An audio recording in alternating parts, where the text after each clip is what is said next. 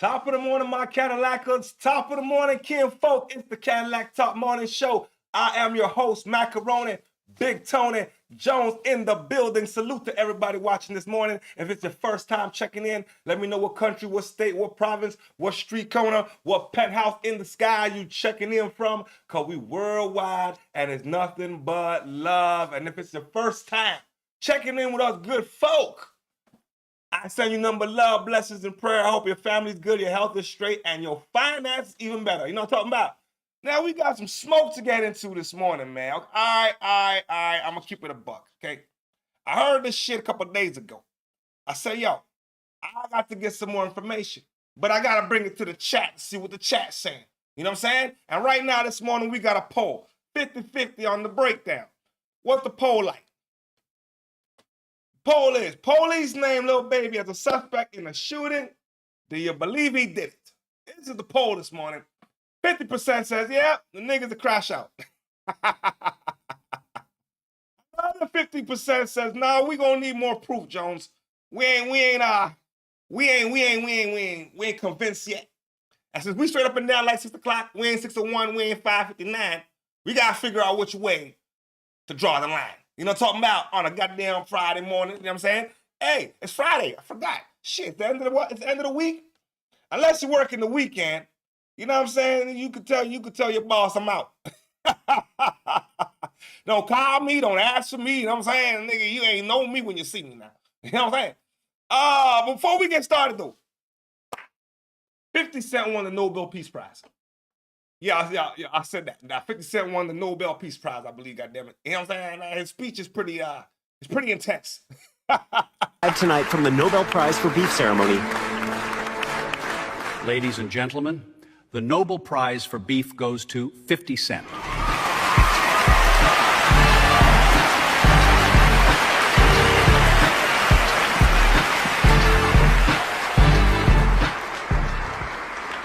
Thank you. First of all, I want to thank everyone I didn't forgive. This wouldn't have been possible without you. I know this award is usually about peace, but I'm exceptional. People ask why I remember everything or why I don't let things go. I got shot 9 times. After that, forgiveness starts feeling optional. I don't ever want a problem. But when they say they want a problem, I say no problem. Just so we're clear tonight, if I'm smiling, it's already over.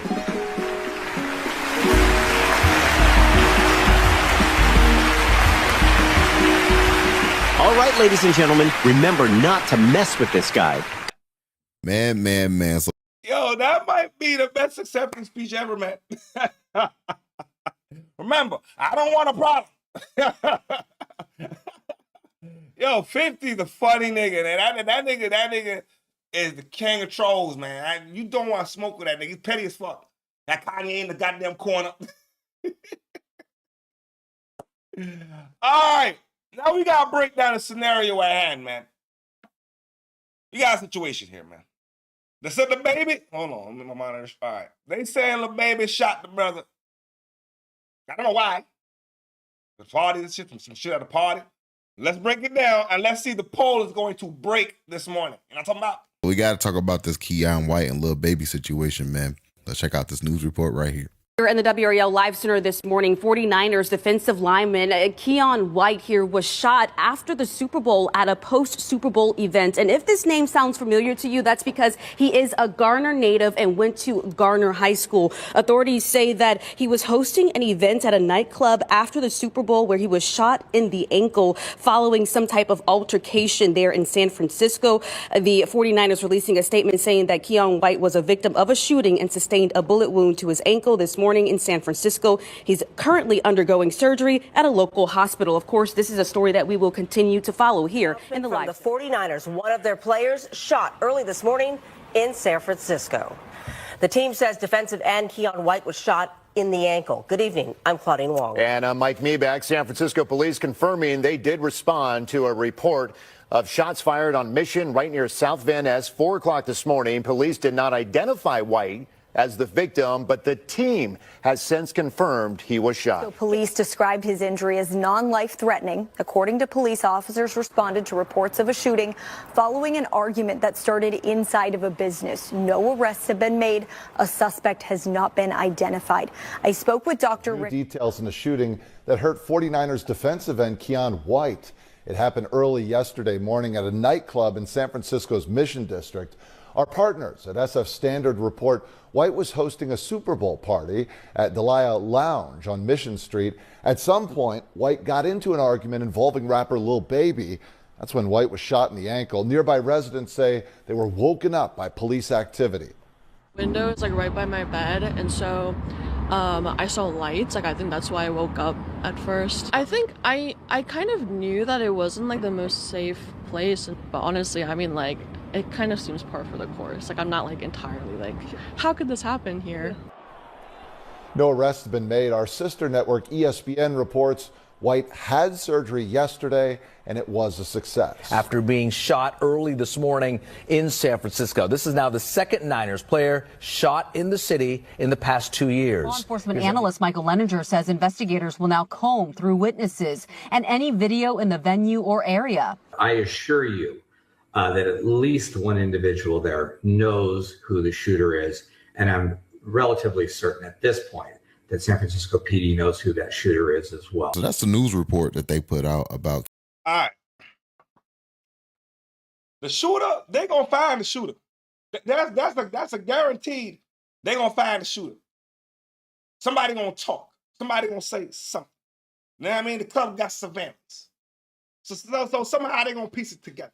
Here's my thing and my theory. Why would the baby, Lil Baby, or where the fuck his name is, shoot the nigga for no, why? Unless it's self-defense, then we got a case. You know what I'm saying? If he did it, then we got a problem. I think one of the partners did it, personally. I think the guy into a scuffle, one of the partners let off. But I wasn't there. But if the baby did it, yo, Lil Baby, you might fuck around and be somebody with daddy. I know that.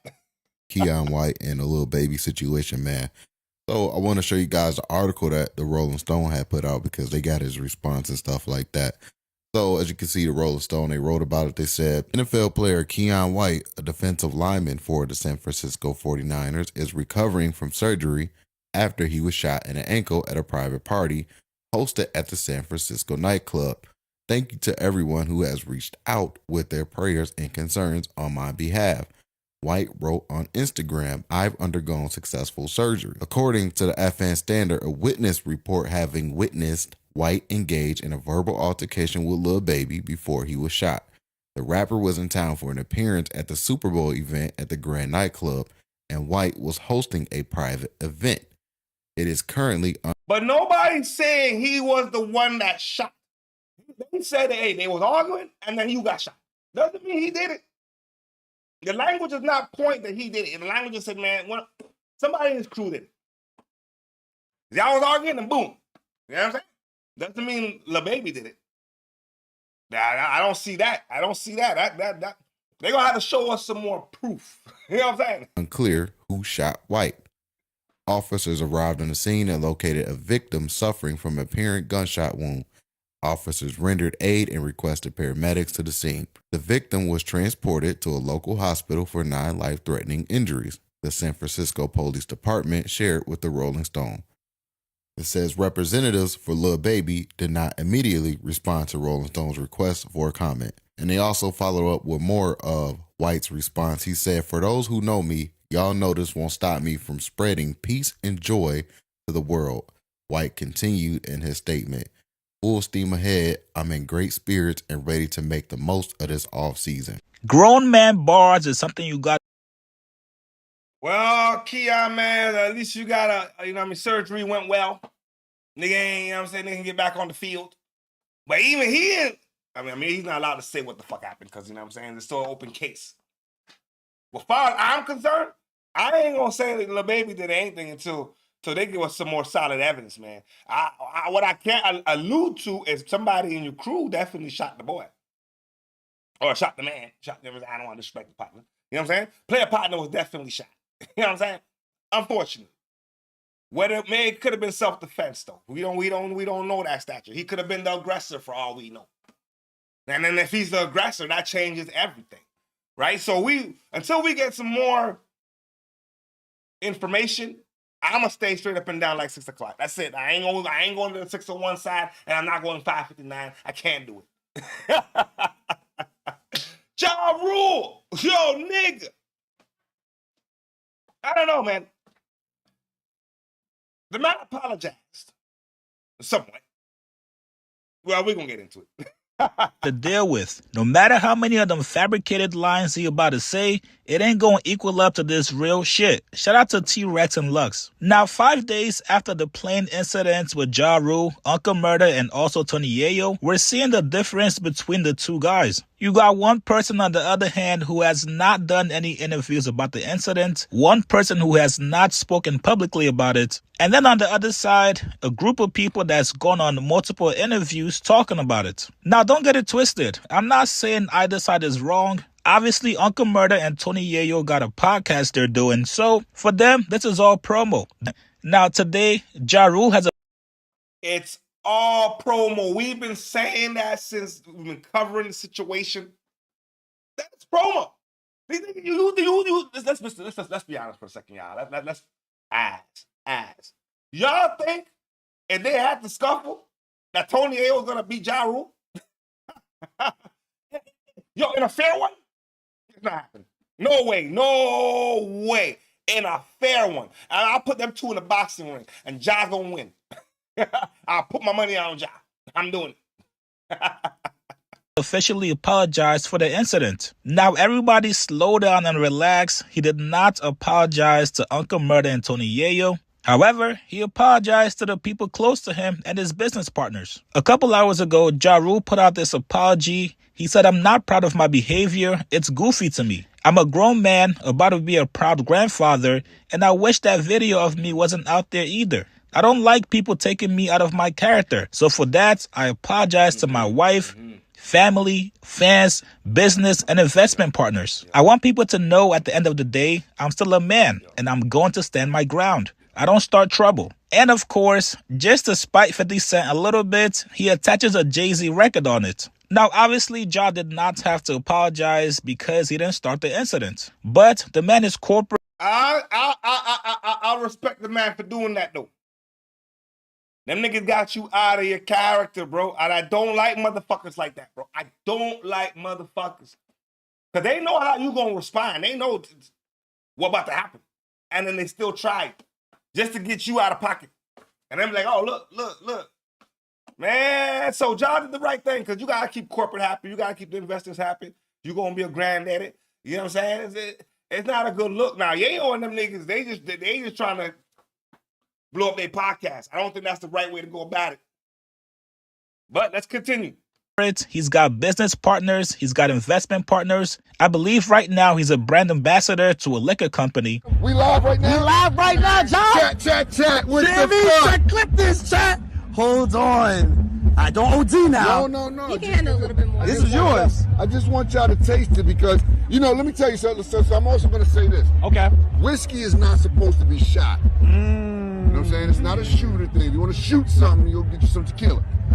So obviously having this plane incident out there is not a good representation of the brand. So you're not going to see Ja repost this video on his page. He probably might do just one interview later this year where he talks about it. But overall, when you're working with brands that are worth millions that's invested in you, you cannot have that street image about you. However, Ja is still on his bullshit, just not on his page. Him and Tony Yayo went back and forth on an Instagram page. The video claimed that Ja Rule was getting ready to beat up Tony Yayo on the plane. Tony Yayo comments saying this cap. This is Ja's PR team. Ja responded back in the most disrespectful way ever. He said, Yayo, didn't I already beat you up along with your daddy and you sued me and got an order of protection against me? Ain't that you, Marvin? Ain't you the nigga that let Catch Out Lotto pour milk and cereal all over your head in jail on Rikers? You soft. That's why I knocked your head off your head with that pillow. Funniest shit ever, you punk. Now, once again, this is where things can easily go left here. It seems like Tony Yayo is trying to do damage control. Yo, back in the day, I swear, they didn't Yayo have a restraining order on John, and them niggas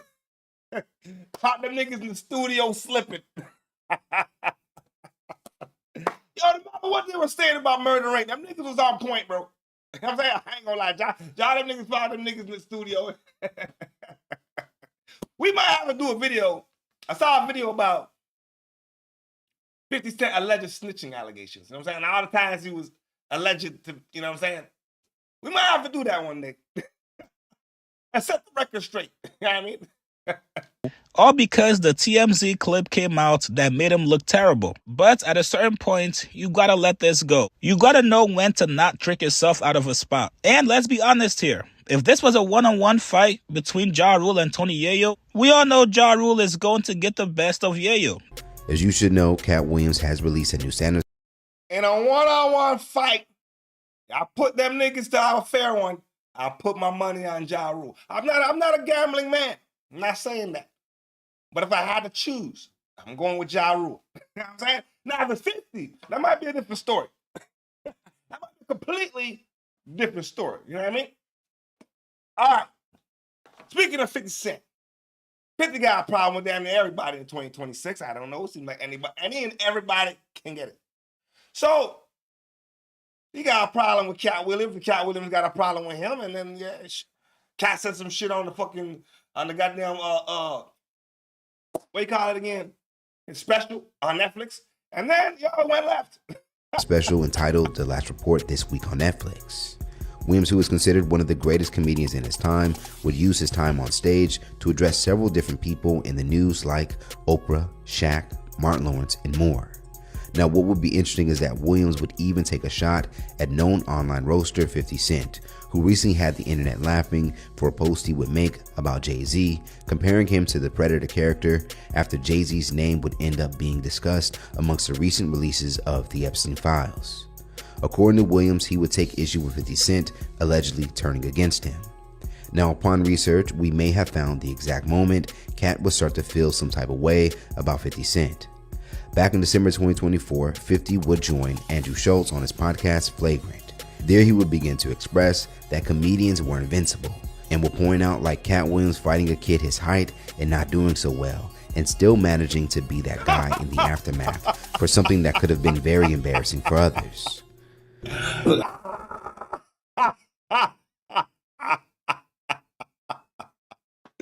Yo, listen. Listen. When I chop up the video for this, I'm going to try to find that clip when he got beat up by the kid. Yo, it was the funniest shit. Yo, chat, I'm telling y'all, it was funny as fuck. You know what I'm saying? All right, let's see what 50 had to say, man. I follow comedic culture. I watch the comedians. I enjoy them on another level. You are a comedian. Yeah. What I appreciate about it is they are invincible. When I watch them, I look and I go, there's no point that you could do something that actually damages what they've developed. In any case, like Katt Williams could fight a 15-year-old kid that is his height and not do so well. And I didn't like the decision on that one. I didn't like the decision. Yeah. That was close. That's one of those ones where you need to do over. As previously reported, Williams would go on to question why the Queens rapper would cross him after they appeared to be cool. You see, months before 50 Cent's... That's cold, man. Why would you say that, man? I mean, I done forgot about that shit. I'm not even gonna lie, I done forgot about that shit. He does have a point. It was a very good comeback. Because I completely forgot the little boy beat him up that time. He didn't lose too well. Comments about Williams would air. Williams would feature as a guest celebrity at 50's weekend celebration called Humor and Harmony, which looked to have been an event to showcase a level of star power 50 plans to bring Shreveport, Louisiana. So more than likely, if this was a favor to 50 from Katt, it could have rubbed Katt the wrong way when 50 would crack jokes about his fight with a teenager in 2016 in front of people that may not even be Katt's friends. That particular interview with 50 Cent and Andrew Schultz has gotten nearly 6 million views. Now, in response to how he has been feeling about 50 Cent, Williams would go on to shout in his special, "You got a head like a square. You would cross me? Only 2 square-headed men that made it in Hollywood. You and Herman Monster."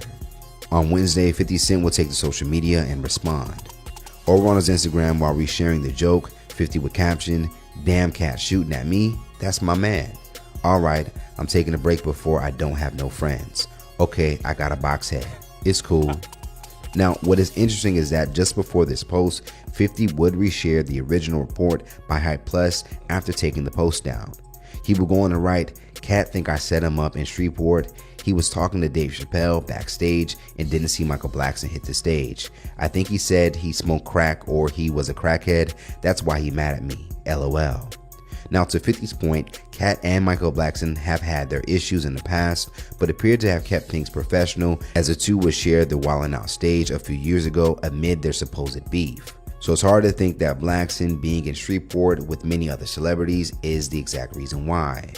So until we find out directly from Williams, it's still in question on why he has issues with 50 Cent, but we're certain 50 bringing up one of Katt's most embarrassing moments as laughing material for Andrew Schultz may be the reason.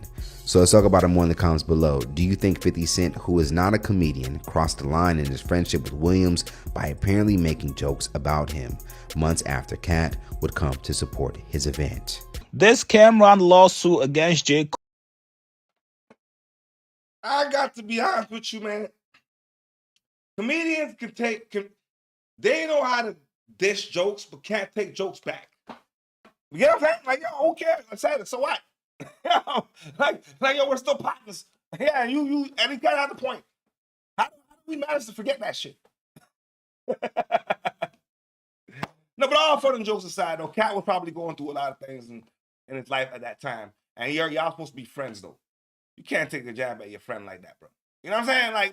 Like he ain't ever take no jab at you and his jokes up until you decide to do what you wanted to do. So, you know what I'm saying? I think 50 should have left that one alone. You know what I mean? But we got a situation here, man. So we already know Cameron bringing the fucking nigga J. Cole to court for some shit. Well, J. Cole ain't backing down. All right? J. Cole is not having it. Cole is heating up and fast. Now, while J. Cole is in Washington, D.C., meeting up with fans, letting fans rap for him, riding around in his old Civic, the man and his lawyers are getting disrespectful with Cameron in court. They finally responded to Cameron's lawsuit against J. Cole, and according to J. Cole and his lawyer, Cameron was happy to appear in J. Cole's song because it helped his career. That's right, you guys. J. Cole is treating Cameron like a fanboy. Today in court, J. Cole blasted Cameron for going to court to publicly disparage him. J. Cole said that Cameron not only encouraged it, but he also blessed them to use his performance because it was going to benefit his career. Now, we also get more information about this handshake agreement they had. J. Cole is claiming that it was only after the song Ready 24 dropped that Cameron started demanding unreasonable conditions that was never agreed to by J. Cole, or an excessive fee inconsistent with industry standards for feature performance. J. Cole and his lawyers claimed that no such promise was ever made to Cameron,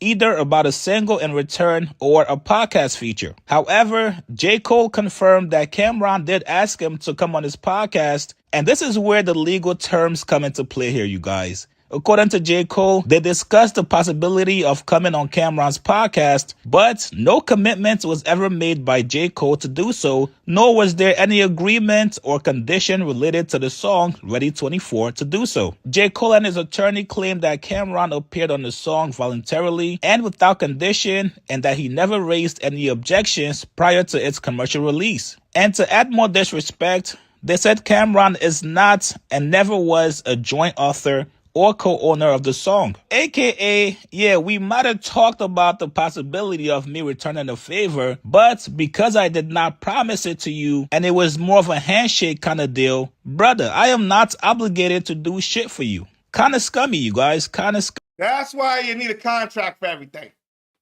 What he's saying is we ain't partners. Yeah. You did it for me because it helped your career. I was bigger than you, partner. What the fuck you talking about? You hopping on my record was helping you the fuck out, nigga. Nah, I'm not obligated to do shit for you. Man, he's treating Cameron like a square. I ain't even gonna lie. Yeah, listen, he's treating Cameron like a square. That's number one. But here the thing is, right? If this is true, why would Cameron bring this to court? You're not gonna win. And then you're gonna look even more retarded if you don't win. You brought the nigga to court and then all this suing shit gotta stop in hip hop, man. I never thought I'd see a time in my life when we got problems with hip hop, niggas are suing. Why? Dummy. Now, as you guys can see here, this is the actual filing document in court. Defendant's prayer for relief. Wherefore, defendants Cole Ward Inc. and Jermaine Lamar Cole respectfully request that the court enters judgments in favor and against plaintiff as follows. Denying all relief sought by Cameron in the complaint. Dismissing the complaint in its entirety with prejudice. Declaring that plaintiff has no ownership interest in the sound recording entitled Ready 24. Declaring that plaintiff is not entitled to an accounting or any other equitable relief. Denying plaintiff's request for attorney fees and cost. Awarding defendants their cost and awarding attorney fees to defendants to the extent permitted by law. And granting such other and further relief as the court may deem just and proper. So these are all the requests made by J. Cole and his lawyer to the judge. They want everything tossed out, and on top of that, they want to stake Cameron with the lawyer fees. Looks like we're just going to have to see how this one plays out. From what it looks like, it's looking very nasty on J. Cole's end. Yes, this is the music business. Yes, you should always watch your back. You should always make sure you're protected legally. But I'm sure if you're Cameron, when you were locked into the studio with J. Cole, you would never think J. Cole will put some shit like this. You know what I mean? Cold world killer. You feel me? Know what it is, man. It's that time. Almost time. Sheesh. Cam thought they was partners. It's a shady game, man. It's a shady game, this industry. This industry don't come with no friends now. They come with acquaintances. You know what I mean? You don't always go doing favors all willy-nilly now. I kind of believe J. Cole in a sense, because J. Cole was already bigger than you at the time in terms of present moment. So it probably did your career a favor at the time. Now you hot in the podcast, so you feeling like you got snubbed. Your feelings is hurt. You know what I mean? I hope they figure this shit out. But I don't think Cameron gonna get no money out of it, man. I don't feel like Cameron gonna come out with nothing. Kind of be like a Drake situation. He ain't gonna come out with nothing. You know what I'm saying? We moving on to some news for the morning. All right? We got a situation in Detroit. You want to talk about a bad neighbor? This is the ultimate bad neighbor. Like the worst neighbor you could think of. Have your neighbor like this, man, you got to get rid of him. You got to have a neighborhood watch.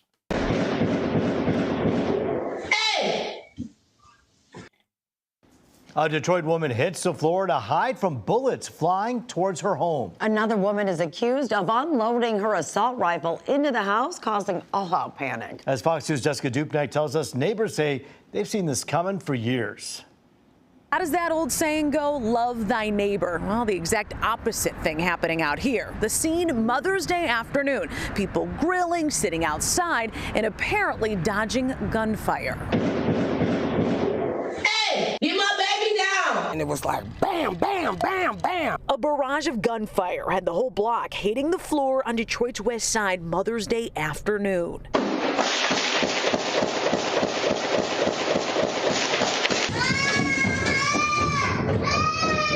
Their house was completely drenched in bullet holes. When everyone got up, they had a good idea who pulled the trigger, a woman they say they've been having issues with for decades. She's been crashing out for years now. It's just getting worse. It's getting worse, yeah.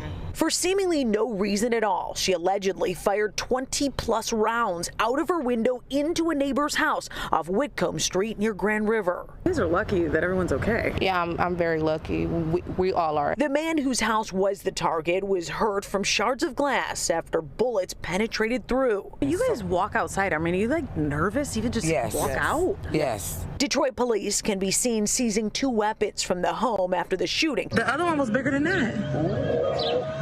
We're told one is an AR-15. We can't really sleep at night. We can hear a lawnmower backfire, and it kind of makes our heart sink because we don't know what to expect or when to expect it. Tiara Shaw says they saw this coming. It's been bubbling up. Verbal confrontations with nearly everyone on the block. She even called the police on my home multiple times, saying that she heard us say that we threatened to kill her, we're harassing her, we're using our cameras to artificially control her body. Yeah. Mental illness is likely a factor here. On full display last year, when Tiara says the woman apparently held a gun to her teenage son's head for all the neighborhood to see. She had him outside completely naked at gunpoint. The guns are gone, but the woman in question, a suspect now, is still out and at home. We're told charges are pending against her. Even though they retrieved the guns, I just felt like we're still not safe. One of the stories that the suspect told Detroit police was that she thought she was getting broken into, but there's no evidence of that. Ultimately, the Wayne County prosecutor will decide on charges. Reporting on Detroit's west side, Jessica Dupnack on The Edge. 5 years. I'm sorry, man. The moment the lady did what she did to that child, why was there no arrest made? How did she end up being able to come back to the community, you know what I'm saying, to the block? Like, no. There should have been a restraining order on her or something like that, so she gonna have to sell the property, or she gonna have to move or something. A mental health is a serious thing, man. Cause for her to do that, and thought she was getting broken into? I don't know, man. Luckily, nobody was hurt. That's one thing we can say in that situation. Thank God nobody was hurt. Years after the gruesome attack on a college student, police have made an arrest. The attack in Nassau County left Nafia Ikram with excruciating burns to her face and arms, along with permanent scars. It happened in March of 2021 in her driveway in Elmont. But now, after determined police work and public tips, an aspiring rapper is under arrest. Eyewitness news reporter Lindsay Tuckman live in Elmont with more on this story. Lindsay. Aspiring to do what rap? You know what I'm saying? For you to do something like that, you ain't aspiring to do a now thing. You know what I'm saying? I don't know what he's aspiring to do, but you aspiring to go to jail and sit in the box for a long time. For an acid attack? For what? David, we just spoke to the family in the very spot where this acid attack happened 4 years and 11 months ago. There is a sense of rather stunned relief after the news today, and they watched the man who police say committed the crime be charged and then held without bail. This is the man accused of throwing sulfuric acid on a Hofstra student back in 2021.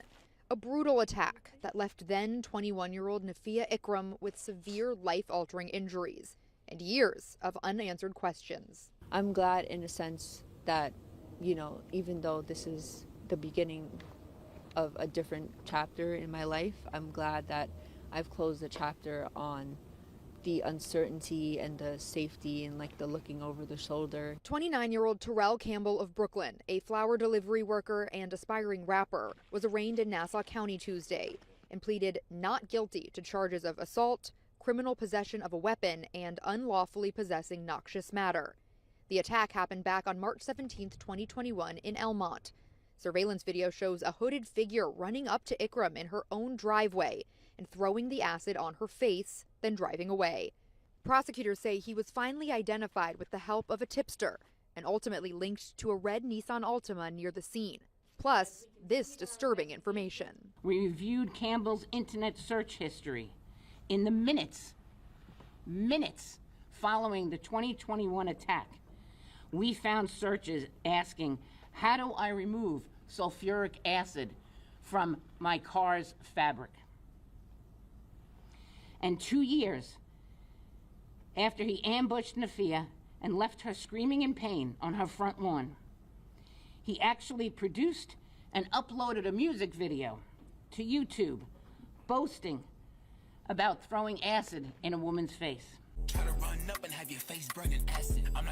Shocking and brazen, all as Ikram suffered. She was in the courtroom today and still struggles with scarring and vision loss, plus emotional trauma. At the end of it, something still doesn't make sense. Yeah, on that note, Nafia said she has never seen or heard of the defendant before, and indeed authorities are not revealing any possible motive yet at this point. They say they are looking into the possibility that the defendant was paid to commit this horrible attack, and further arrests could come from that ongoing investigation. For now, we're live in Elmont. Lindsay Tuckman, Channel 7 Eyewitness News. Teenagers. No, there's too much questions to be answered. Too much questions to be answered. Why would you even do that? Do they even know? If she don't even know the guy, so why would you? Unless somebody paid you to do it, and she got somebody else that got issue with her. Seems like the lady don't got a problem with nobody. But they're still investigating. I'm glad at least they got the brother. And they ain't gonna rap about it in a song like it's cool. You see, these kids nowadays, they retarded. I ain't gonna lie, like this generation of kids, and they call that music. How is that music? Man, I don't know, man. Society has changed. They're like, creativity is not what it used to be. That's what I'll say. Now, these kids think everything is funny, man. It's not funny, man. It's not funny. It's not funny. I mean, we was children. We used to do silly stuff. I ain't gonna lie. We used to, you know what I'm saying? But this takes the cake of silly. Accused of setting his own friend on fire. The disturbing scene was captured on video. These are the moments right before that victim was engulfed in flames. Marion County deputies say his friend poured gasoline all over him. And this video shows the 17-year-old suspect hugging his crying mother before being arrested. Brady Ming is facing serious charges while the victim's recovering from serious burns. As Fox 35's Chancellor Wynn shows us, the suspect was splashing gasoline around a bonfire. I'm sorry, Brady. I'm sorry. Oh my God. You want to be on fire? We're not going to show the teen catching on fire, but keep your eyes on the teen holding what Marion County deputies say is a gas can. Oh my God. Oh my God. Get in the lake. Get in the lake. Get in the lake. Get in the lake. Get in the lake. Get in the lake. Skin burns instantly at about 158 degrees. And when gasoline burns at 1,400 degrees up to 1,700 degrees, you're talking 10 times higher than what the skin can handle for instant burn. So it's a truly devastating injury. For about 10 seconds, the teen burned before jumping into Lake Kerr.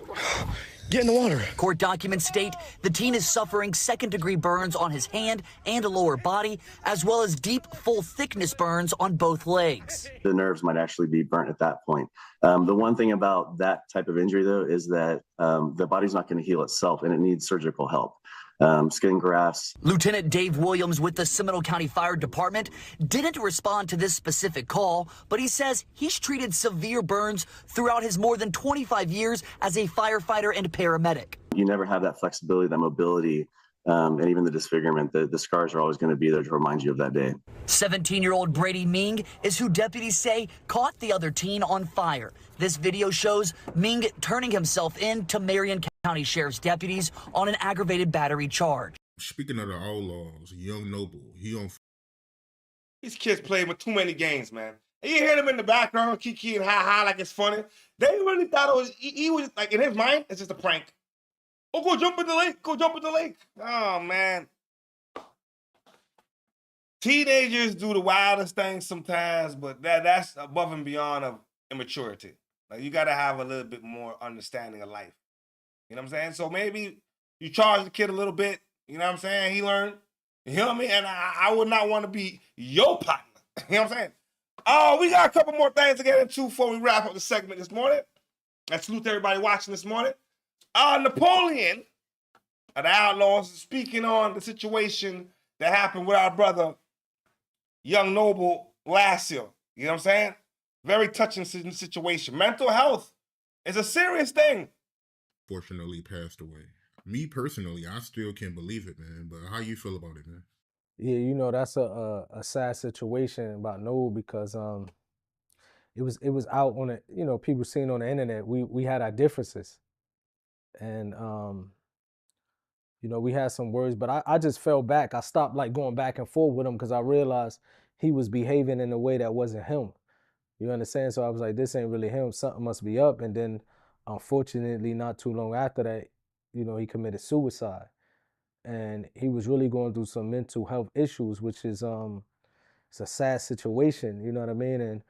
And you know, it's one of them things, man, that you realize like, man, it's not even worth having these petty arguments with people. You know, if it ain't really something that's serious, because you don't know how much, you know, time we got left, you know, on this earth, you know what I mean? So to be arguing with an individual and then all of a sudden, you know, I'm thinking, you know, we got time, I'm gonna be able to, you know, talk to him and squash everything. But then eventually you hear the word that he passed away, man, it just makes you say, you know, it ain't worth it. You know what I mean? So it's a sad situation. Majority of the outlaws are gone. You know, Pac, Gaddafi, Fatal, Big Psych, Noble, myself, Edie, Castro, Storm. A lot of people be forgetting Storm, but Storm was an outlaw. You know what I mean? It's left. And then you got, of course, you got people that joined later and stuff that, you know, when Pac was still around, though, like Nutso, Whack Deuce. Like, I like to, you know, give people their props. And even later on, Ace Rider, people like that came around. So, but life is short, bro, you know? R.I.P. to Young Noble. Yeah, I know he had an issue with that whole sound story that you told. He felt like it wasn't accurate, you know, but yeah, man. Yeah, you know what I mean? That kind of spearheaded it. And it was funny to me because I'm like, bro, it's about a sandwich that. Yo, I'm not gonna lie, when Noble took exception to the sandwich thing and then was telling the story and pretty much repeated exactly what Mutar said, I said, no, there's something wrong with Noble. And then the internet had a field day on the nigga.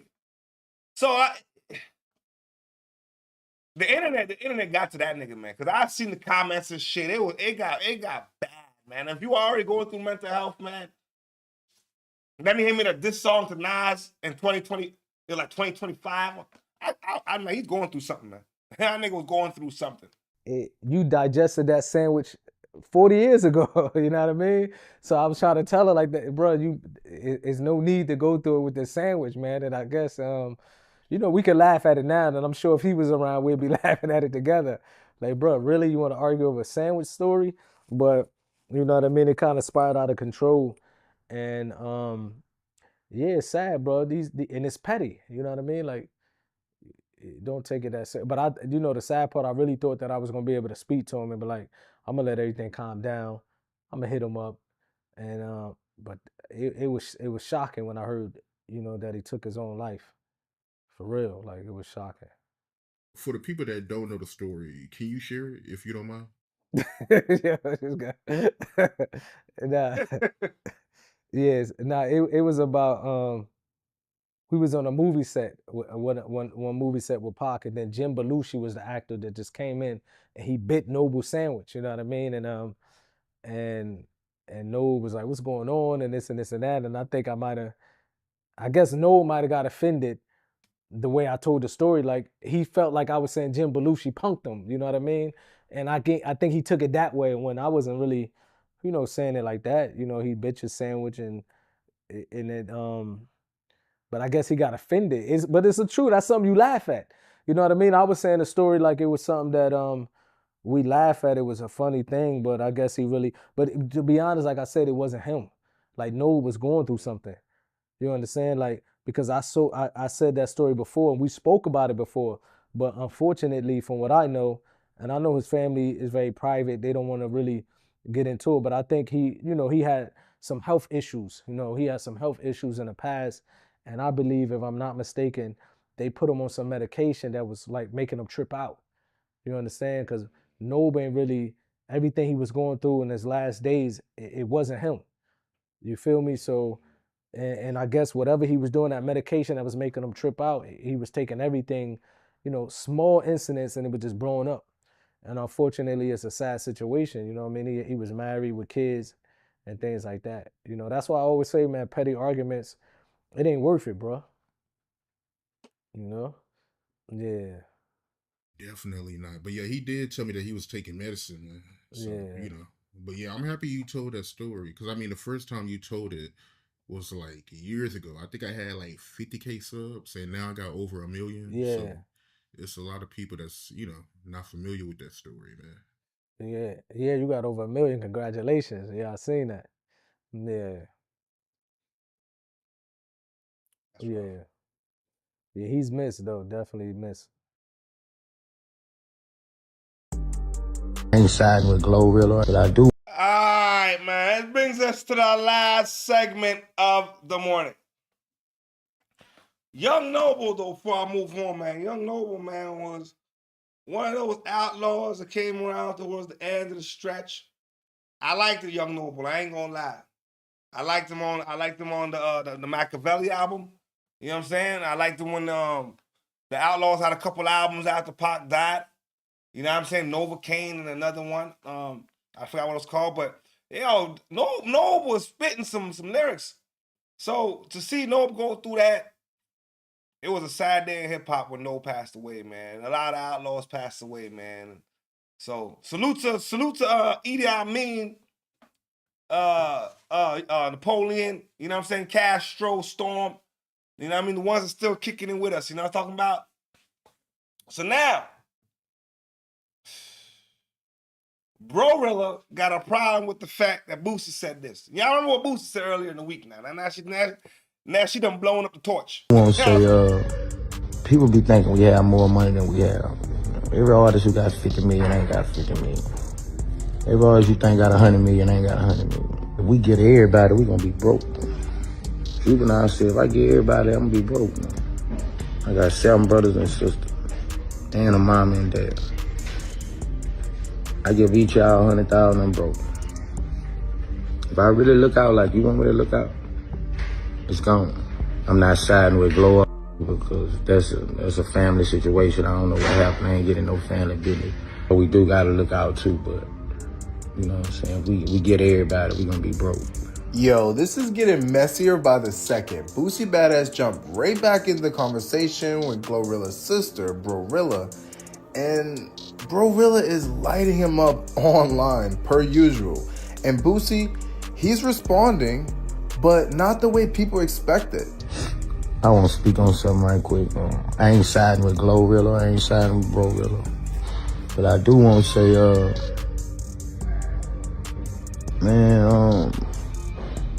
people be thinking we have more money than we have. Every artist who got 50 million ain't got 50 million. Every artist you think got 100 million ain't got 100 million. Now, while GloRilla has basically aired out GloRilla and their whole family business and made it a public conversation and a public topic of interest, GloRilla is saying that he basically is choosing a side by saying that she probably doesn't have as much money as you think she does. And she's not holding back. And you got Boosie talking about some, I'm not on nobody's side, but I'm just saying you are taking sides. Cause basically you saying she ain't got no money, so she ain't trying to give us none. You justifying her. I don't give a what y'all think about Boosie. I don't care about his fan base. I don't care about none of that. This nigga on Tubi movies. So guess what? He fell off. It's always the old Tubi movies. Tubi movies. You fell off. And they said, no, you're doing Tubi movies. Nothing wrong with Tubi movies. I might have to go check out the flicks. You know what I'm saying? I might have to go check it out. Free promo. type just want to come for me. I don't care about who with him. Y'all got it mixed up. You better see this. I ain't seen shit out. If I sit here and went laugh about my sister, all y'all up for it. Quit mentioning me. And if you mention me, just be ready for a comeback. You guys, nigga, you straddling the fence. And then I already don't like you anyway, Boosie, because you know why? You don't like gays. You don't like gays. Nas X, I don't even though you existed, and you always comment on shit. So here's what happened. GloRilla and her sister GloRilla have been going back and forth publicly over family issues. It was already tense. And then Boosie decides to weigh in. He says he's not taking sides, but starts speaking on real life situations, money, siblings, and how things aren't always what they look like on Instagram. You are phobic. I never liked you. You always talking about a gay this guy. You talking about Nas X promoting gayness, but you promote guns, weed.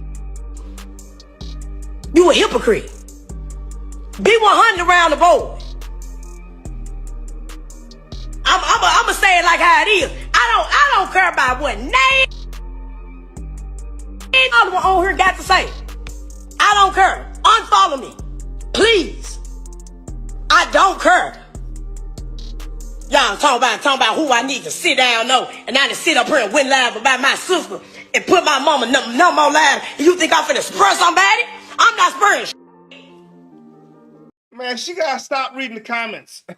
Motherfuckers getting tight. Boosie had a point though. I don't think Boosie was picking a side. He's just calling a spade, man. I see both sides. I ain't gonna get into y'all argument. And yo, at the end of the day, it's facts. If I have to give everybody 100,000, nigga, there ain't gonna be no money left. I think GloRilla is using this to capitalize and make a name for herself. You know what I mean? He's straddling the fence. He just want to be in the in crowd. Nigga, go make some Tubi movies. Shit, I thought we were cool. We died. Boosie even says, I'm not rich as people think. I got sibling problems too. Instagram makes it look different.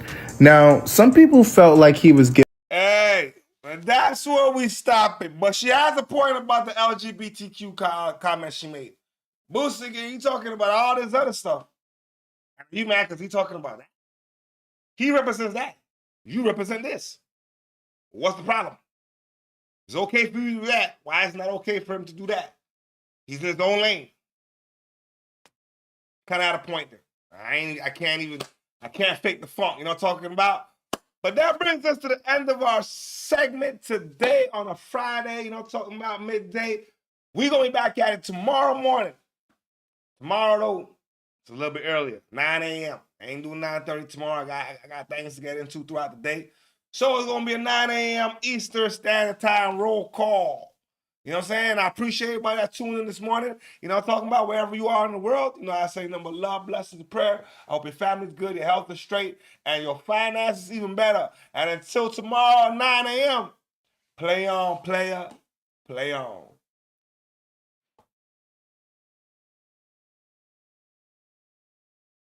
Stand up.